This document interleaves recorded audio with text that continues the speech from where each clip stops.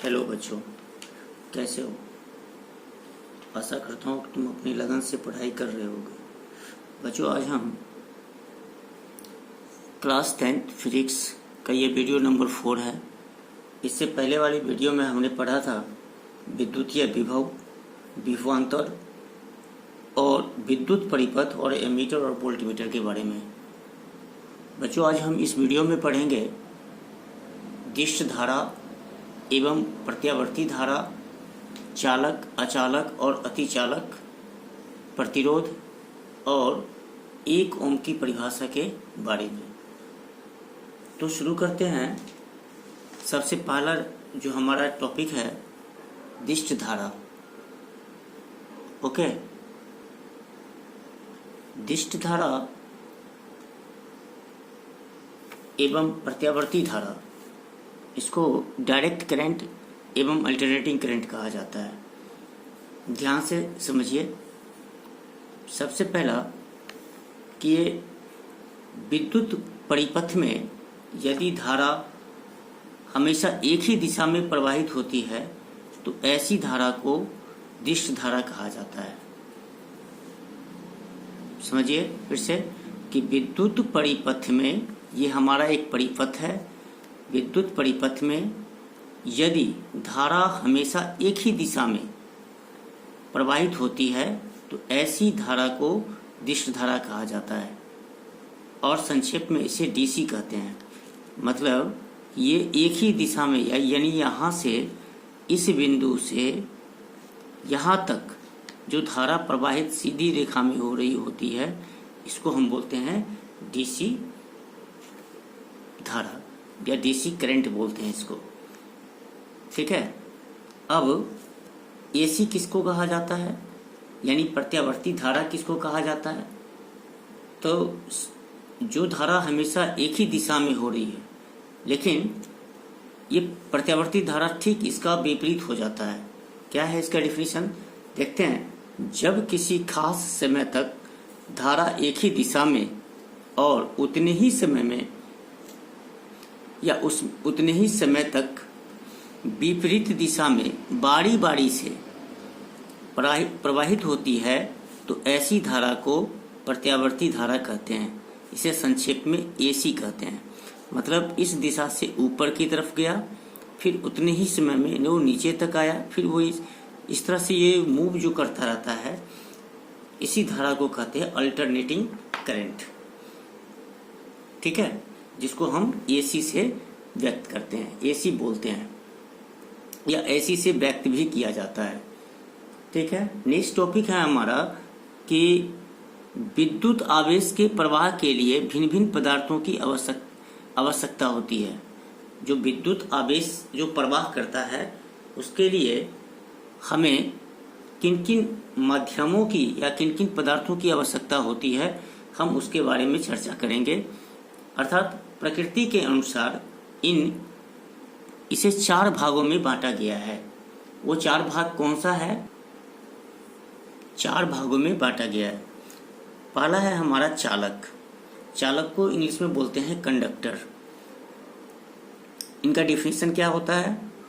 तो ऐसा पदार्थ जिनसे होकर विद्युत आवेश एक जगह से दूसरी जगह आसानी से चले जाते हैं, इसे बोला जाता है चालक। अर्थात दूसरे शब्दों में इसे हम इस प्रकार भी बोल सकते हैं कि जिन पदार्थों की विशिष्ट चालकता काफी अधिक होती है, चालक कहलाता है। तो सबसे जो सर्वश्रेष्ठ चालक है वो हमारा चांदी होता है। ठीक है। ऐसे एल्युमिनियम भी होता है, कॉपर भी होता है, तांबा भी होता है, लोहा भी होता है, लेकिन सबसे अच्छा चालक जो होता है सो हमारा चांदी होता है।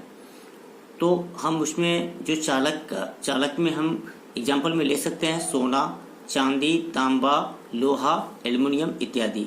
लेकिन इन सबों में सबसे सर्वश्रेष्ठ जो होता है, सबसे अच्छा जो चालक होता है वो हमारा चांदी होता है। और इनकी विशिष्ट चालकता जो होती है 10⁷ ओम मीटर होती है। दूसरा जो टॉपिक है हमारा, ये डिफिनीशन है। डिफिनीशन आपको याद रखना अनिवार्य है। डिफिनीशन भी पूछा जाता है, लेकिन कभी कभी इसे छोटी छोटी बात में एक एक नंबर दो दो नंबर के क्वेश्चन में इसको पूछा जाता है। अब आता है अचालक। अचालक किसको कहते हैं? इसको इंग्लिश में बोलते हैं नॉन कंडक्टर या इंसुलेटर कहा जाता है। अब सीधे सिंपल सी बात है कि चालक इसको कहा गया जिसमें विद्युत आवेश एक जगह से दूसरी जगह आसानी से चले जाते हैं, यानी विद्युत आवेश का प्रवाह होता है। जिसमें विद्युत आवेश का प्रवाह होगा, या ऐसा भी कह सकते हैं जिसमें आवेश का प्रवाह होता है, वो हमें उससे चालक कहते हैं। और ठीक इसका विपरीत हम बोल सकते हैं नॉन कंडक्टर को यानी अचालक को, कि ऐसा पदार्थ जिनसे होकर विद्युत आवेश प्रवाहित नहीं होता है, ठीक है, उसे हम कहते हैं अचालक पदार्थ कहते हैं। दूसरे शब्दों में बोल सकते हैं कि जिन पदार्थों की विशिष्ट चालकता, जिन पदार्थों की विशिष्ट चालकता बहुत कम होती है, अचालक कहलाता है। जैसे हमने लिखा है यहाँ पे सल्फर, कांच, रबर, प्लास्टिक, सूखी लकड़ी। ये क्या होता है? इनकी विशिष्ट चालकता बहुत ही कम होती है, ठीक है। और तीसरा पॉइंट है हमारा अचालक। ये अचालक क्या होता है, अब इसके बारे में थोड़ा समझें। चूंकि ये चैप्टर जो है डिफिनीशंस इसमें बहुत सारे हैं, इसलिए इसको ध्यान से समझना बहुत ही हमारे लिए अनिवार्य है। अब हम समझते हैं कि अर्धचालक क्या होता है, यानी सेमीकंडक्टर क्या होता है। ऐसा पदार्थ जिनकी विशिष्ट चालकता अचालक तथा चालक पदार्थों की विशिष्ट चालकताओं के बीच होती है। मतलब अचालक जो पदार्थ होता है और चालक जो पदार्थ होता है, उनके बीच का जो चालकता होता है, इन पदार्थों को अर्धचालक कहा जाता है। जिससे जर्मेनियम और सिलिकॉन इनके एग्जाम्पल हो जाएंगे। और अर्धचालक का उपयोग हम करते हैं छोटी छोटी पार्ट्स, जिसको रेडियो में, ट्रांजिस्टर में, टेप रिकॉर्डर में, टीवी में, ये छोटे से छोटे पार्टों में इसका इस्तेमाल किया जाता है। रजिस्टर, ट्रांजिस्टर के रूप में, डायोड एवं कंप्यूटर के लिए भी इसका उपयोग किया जाता है। और ये जो मेरा चौथा पॉइंट है,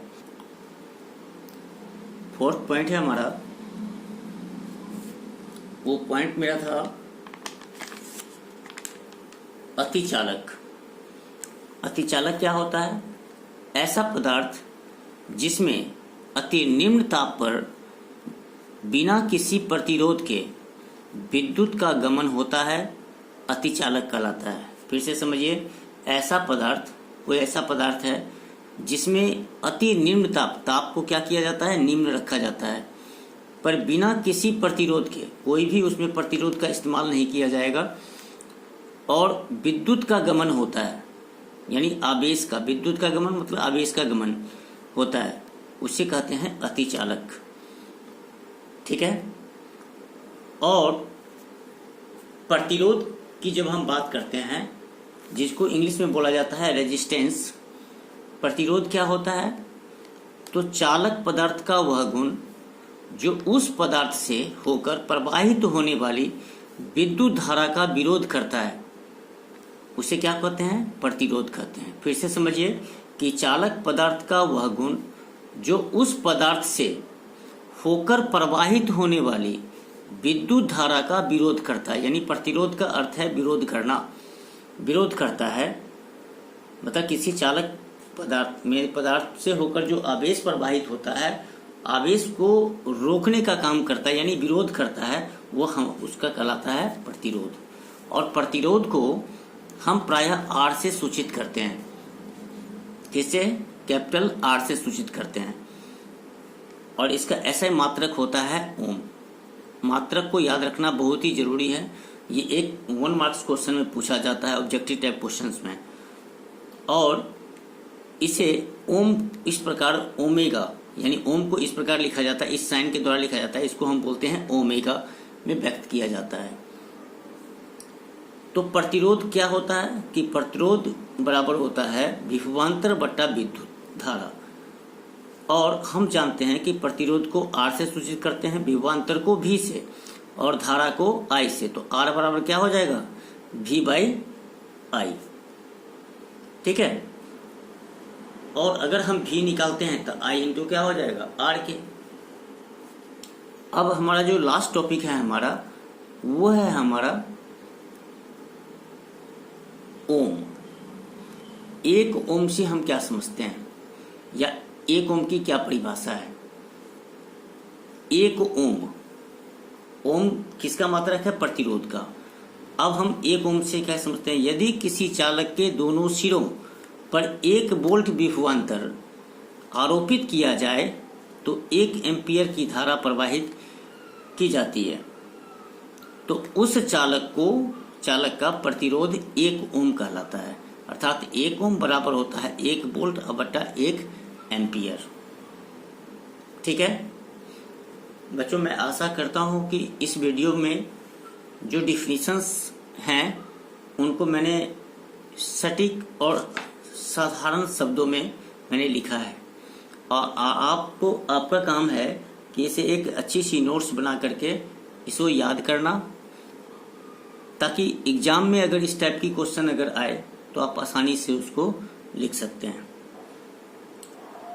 बच्चों, दूसरे जो मेरा जो 5वां वीडियो होगा, जो नेक्स्ट वीडियो में हम समानांतर क्रम संयोजन, श्रेणी क्रम संयोजन के बारे में हम जानेंगे। तब तक के लिए धन्यवाद।